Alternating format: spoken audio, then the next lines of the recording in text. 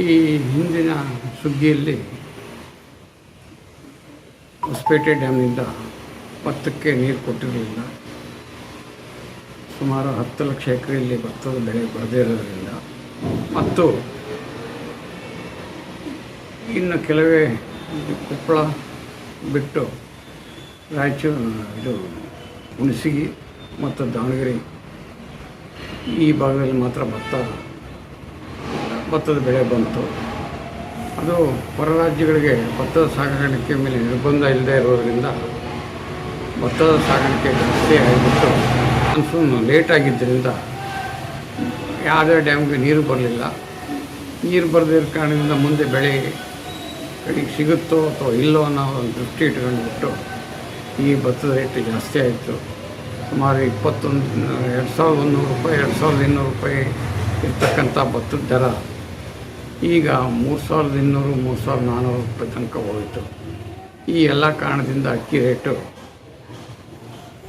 ಸುಮಾರು 1,000ರಿಂದ 1,500 ರೂಪಾಯಿ ರೇಟು ಕ್ವಿಂಟಾಲಿಗೆ ವಾಡಿಕೆಗಿಂತ ಜಾಸ್ತಿ ಆಯಿತು. ಕಾರಣ ಇಷ್ಟೇ, ಈಗ ಮಳೆ ಬರ್ತಾಯಿದೆ, ಬಹುಶಃ ಡ್ಯಾಮ್ಗಳಿಂದ ನೀರು ಕೊಡ್ತವೆ ಅನ್ನೋ ಒಂದು ಅಭಿಪ್ರಾಯ ಸರ್ಕಾರದಿಂದ ಭರವಸೆ ಸಿಕ್ಕರೆ ಬಹುಶಃ ರೇಟು ಕಡಿಮೆ ಆಗುತ್ತೆ.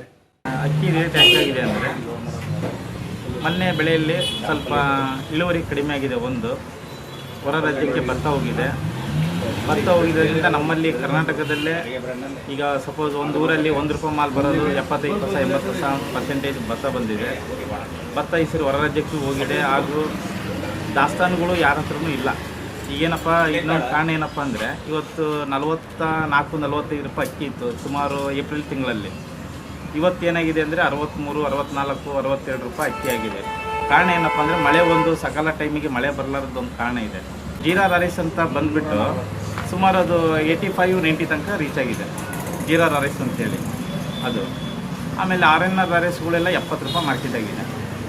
ಸ್ಟೀಮ್ ಬಂದುಬಿಟ್ಟು RNR ಸ್ಟೀಮ್ ಬಂದುಬಿಟ್ಟು ಒಂದು 63-64 ರೂಪಾಯಿ ಸ್ಟಡಿ ಆಗಿದೆ ಮಾರ್ಕೆಟ್.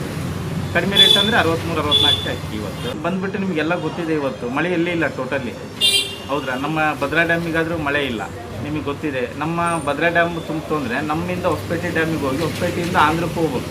ಆಂಧ್ರದಿಂದ ಅಲ್ಲಿ ಮಾಲ್ ಕೇಸಿದೆ. ಟೋಟಲಿ ಮಳೆನೇ ಇಲ್ಲ. ನಮ್ಮದು ಭತ್ತ ಉತ್ಪಾದನೆ ಆಗೋ ಜಾಗದಲ್ಲಿ ಮಳೆ ಇಲ್ಲ ಟೋಟಲಿ. ದಾವಣಗೆರೆ ಜಿಲ್ಲೆಯ ಜೀವನಾಡಿ ಅಂದರೆ ಭದ್ರಾ ಡ್ಯಾಮಿಗೆ ಬರ್ತಕ್ಕಂಥ ಒಳ ಹರಿವಿನ ಪ್ರಮಾಣ ಭಾಳಷ್ಟು ಕಡಿಮೆ ಇದೆ. ಇವತ್ತಿಗೂ ಕೂಡ 164 ಅಡಿ ಇದೆ. ಹಿಂದಿನ ವರ್ಷ ಎಲ್ಲ ಇಷ್ಟೊತ್ತಿಗೆಲ್ಲ ಫುಲ್ ಡ್ಯಾಮ್ ಭರ್ತಿಯಾಗಿ ಹೊರಗಡೆಗೆ ಬಿಟ್ಟಿದ್ವಿ. ಆದರೆ ಇವತ್ತು ಇನ್ನೂ ಕೂಡ ಒಳ ಹರಿವಿನ ಪ್ರಮಾಣ ಕಡಿಮೆ ಇರೋದ್ರಿಂದ ಡ್ಯಾಮ್ ತುಂಬ್ತಾ ಇಲ್ಲ. ನಮ್ಮ ಜಿಲ್ಲೆಯಲ್ಲಿ 1.5 ಲಕ್ಷ ಎಕರೆ ಪ್ರದೇಶದಲ್ಲಿ ಭತ್ತದ ನಾಟೇನು ಮಾಡ್ತಿದ್ವಿ. ಇದಕ್ಕೆಲ್ಲದೂ ಕೂಡ ಭದ್ರಾ ನೀರೇ ಮೂಲ ಆಧಾರ. ಈಗ ನೀರು ಇವತ್ತಿನವರೆಗೂ ಕೂಡ ಬಿಡದೇ ಇರೋದ್ರಿಂದ ಯಾರೂ ಕೂಡ ಭತ್ತದ ಬೀಜ ಚೆಲ್ತಕ್ಕಂಥದ್ದು, ಭತ್ತದ ನಾಟಿ ಮಾಡ್ತಕ್ಕಂಥದ್ದು ಒಂದು ಹಂಗಾಮಿನ ಬೆಳೆ, ಮಳೆಗಾಲದ ಹಂಗಾಮನೇ ಕೈ ಬಿಡ್ತಾ ಇದ್ದಾರೆ. ಹೀಗಾಗಿ ಭತ್ತದ ರೇಟು ಕೂಡ ಹೆಚ್ಚಿಗೆ ಆಗ್ತಾಯಿದೆ. ಮುಂದೆ ನಮಗೇನು ನೀರು ಬಿಟ್ಟರೆ, ಈಗ ನೀರು ಬಿಟ್ಟರೆ 120 ದಿವಸ ನೀರು ಕೊಡಬೇಕು. ಇದರಿಂದ ಮತ್ತು ಡ್ಯಾಮಿನ ನೀರು ಖಾಲಿ ಆಗ್ತೈತೆ ಮತ್ತು ಬ್ಯಾಸಿಗೆ ನೀರಿಲ್ದ ಆಗತ್ತೆ. ಹಂಗಾಗಿ ಏನು ತುಂಗಾ ನದಿ ತುಂಬಿ ಹರಿತಾ ಐತೆ, ವೇಸ್ಟಾಗಿ ಹೋಗ್ತೈತೆ, ಅದರಿಂದ 17.4 TMC ನೀರನ್ನು ಲಿಫ್ಟ್ ಮಾಡಿ ಭದ್ರಾ ಡ್ಯಾಮಿಗೆ ಹರಿಸ್ಬೇಕು. ಇದು ಭದ್ರಾ ಮೇಲ್ದಂಡೆ ಯೋಜನೆ ಮಾಡ್ತಕ್ಕಂಥ ಸಂದರ್ಭದಲ್ಲಿ ಷರತ್ತನ್ನು ಹಾಕಿರ್ತಕ್ಕಂಥದ್ದು. ಯಡಿಯೂರಪ್ಪನವ್ರ ಸರ್ಕಾರ ಇದ್ದಾಗ 124 ಕೋಟಿನ ಮಂಜೂರು ಮಾಡಿದರು, 324 ಕೋಟಿ ಮಂಜೂರು ಮಾಡಿದರು. ಈಗಾಗಲೇ ಕಾಮಗಾರಿ ಸಂಪೂರ್ಣವಾಗಿ ಹೆಚ್ಚು ಕಮ್ಮಿ 80% ಮುಗಿದೋಗೈತೆ. ಸಿರುಗುಪ್ಪ, ಗಂಗಾವತಿ, ಕಾರ್ಟಿಗೆ ಆ ಸೈಡು ಡ್ಯಾಮ್ ರಿಪೇರಿ ಇರೋದಕ್ಕೆ ಬೆಳೆ ಇಲ್ಲ, ಅದೊಂದು ತೊಂದರೆ. ಆಮೇಲೆ ಬೇರೆ ಕಡೆಗೂ ಮಳೆ ಬೆಳೆಯೋದು ಪ್ರಾಬ್ಲಮ್ ಆಗಿರೋದಕ್ಕೋಸ್ಕರ ಅಕ್ಕಿ ಭತ್ತ ಎರಡೂ ಶಾರ್ಟೇಜ್ ಆಗಿ ರೇಟ್ ಬಂದಿದೆ. ಅಲ್ಲಿ ಹೆಂಗಾಗುತ್ತೆ, ಭತ್ತನೂ ಬರುತ್ತೆ, ಅಕ್ಕಿನೂ ಬರುತ್ತೆ. ಅವು ಏನು ಬೆಳೆದಿಲ್ಲ ಅನ್ನೋದೇ ಸಮಸ್ಯೆ. ಅವೆಲ್ಲ ಕ್ರಾಪ್ ಫೇಲ್ ಆಗಿದೆ ಅಂದರೆ ಬರಲಿದ್ದಕ್ಕೆ ರೇಟ್ ಬಂದಿರೋದು. ದಾವಣಗೆರೆಯಲ್ಲಿ ಈಗ ನಿಮಗೆ 63ರಿಂದ 65 ರೂಪಾಯಿ ತನಕ ಇದೆ ಸ್ಟೀಮ್ RNR. ಸೋನಾ ಎಲ್ಲ ಬಂದು 59ರಿಂದ 61 ರೂಪಾಯಿ. ಜೀರಾ ರೈಸ್ ಎಲ್ಲ ನಿಮಗೆ 80 ರೂಪಾಯಿ ಇದೆ, 80-82 ರೂಪಾಯಿ ಇದೆ. ರೈಸು RNR ಬಂದು 7,000 ರೂಪಾಯಿ ಇದೆ. ಬರ್ತಾ ಇದೆ ರೀ, ಮೇನ್ ಪ್ರಾಡಕ್ಟ್ ಇದೆ, ಆದರೆ ಪ್ರಮಾಣ ಕಡಿಮೆ ಇದೆ.